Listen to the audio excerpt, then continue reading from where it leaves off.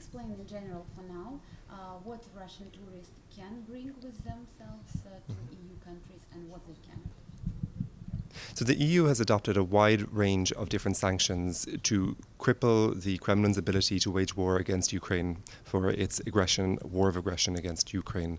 That includes a number of import bans from Russia into the European Union, and that means that those products cannot enter the European Union. To give you a few examples, Russian cars cannot enter the European Union, so if you go to the EU border, those EU member states should not allow those cars to enter. Of course, when it comes to your personal items, member states should, of course, exercise proportionality and reasonableness when implementing those sanctions. What does it mean proportionality? You can look at me. Yeah. What does it mean proportionality? For example, as I understood, every national government can impose their rules. So, for example, if I bring from Russia expensive perfume, everyone can say, no, don't take it. And will you control it somehow? How it will be? I think when you look at the point of sanctions, the whole point of sanctions is to reduce the revenue that the Kremlin has to wage war against Ukraine. That is the whole point. And when member states are implementing sanctions, they need to make sure that sanctions are not being circumvented and that the effectiveness of the sanctions is maintained.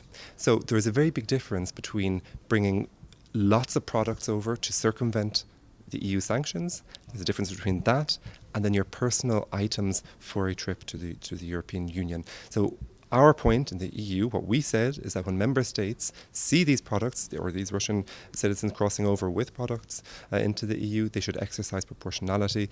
If, for example, somebody has some clothes in a suitcase, their private items, that is okay. Will you control somehow member states who will overreact? Let's say Baltic countries now started to say that they will not allow Russians to enter with a lot of personal stuff as well. So will you do something for that? So EU law applies across the European Union in all 27 member states. When it comes to sanctions, it's for each individual member state to implement those sanctions. The sanctions are quite clear. There are products that can enter and there are products that cannot enter. But as I said before, when it comes to your personal items, then the member states should exercise proportionality. You know that Russian opposition leaders, FDK, Anti-Corruption Foundation, maybe you know them, they already wrote letter to Baltic countries, Baltic states, explaining them exactly what did you say, that personal items and a big scale of sanctioned products, it's a big difference. So, do you aware of these letters? Do you have any letters from Russian oppositions? Are you contacted with them, trying to clarify what is actually really going on?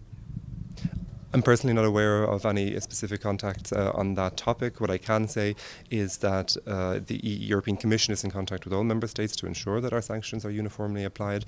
We are not aware of any particular case or example where somebody's personal items has been confiscated. That's not at all something that we're aware of. When it comes to cars, that is clear. That is something, cars should not cross into the European Union if they originate in Russia. That is one exception. If the car is owned by a national of a European Union member state, that is allowed. So will it be a problem or not? Because we already know that one Russian guy was stopped on the border with Estonia, I guess, and he has two passports. He's a European citizen and he's Russian citizen, and his car is registered in Russia, so he wasn't allowed to go with the car. Is it okay, or it's a violation of what you just said? So the European Commission doesn't actually implement each and every sanction. As I said before, it's for the member states to implement those sanctions, for their national authorities to do so. The Commission makes sure that the sanctions are applied uniformly across the EU. What does that mean? That means that we cannot comment on specific situations. We don't have every single detail in that case. That's for the national authorities to do. But as I said, yes, there is an exemption when it comes to certain goods if a citizen of an EU member state is involved. Mm-hmm. And my last question,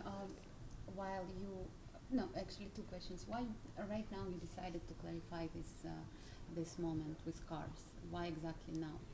I think the import ban has been in place since October 2022, so that's almost a year ago. That's the law. What the Commission does every now and then, or actually quite frequently, is to provide member states with guidance to explain to them how the sanctions should be applied. Why? To make sure that they're uniformly applied across the European Union. We frequently update our guidance. We frequently talk to member states about this. The issue of cars was one that was raised by the member states in the Council, and that's why we decided to issue some guidance to clarify the situation. It doesn't change the rules, it doesn't change the law, it simply clarifies. Well, we have this news about this new guidance. We also know that 4 Russian oligarchs were excluded from sanction list, European sanction list. How could you explain that? Because Russian tourists definitely are not so dangerous for the war in Ukraine than Russian oligarchs who really finance this war. So how could you explain that? As a starting point, I'd point you to what Peter said on the podium, because this is more his area. But in general, the European Union has sanctioned over 1,800 individuals and entities who are involved one way or another in the war. That's a huge amount of individuals and entities. Of course, certain reasons lead to an individual being delisted, for example, if somebody dies, or if the legal grounds are not enough, the conditions might change. I think in the past a small number of individuals have been delisted, but overall we still have listed over 1,800.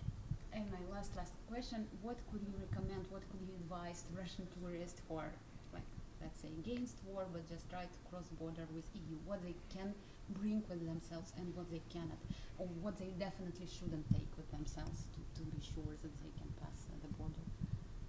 I think the EU's sanctions are hard-hitting. They have an impact. There are consequences to the EU's sanctions.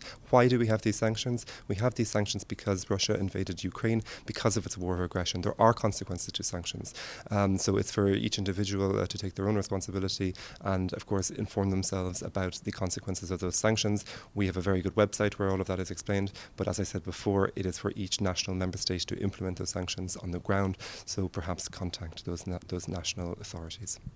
Thank you so much. Thank you.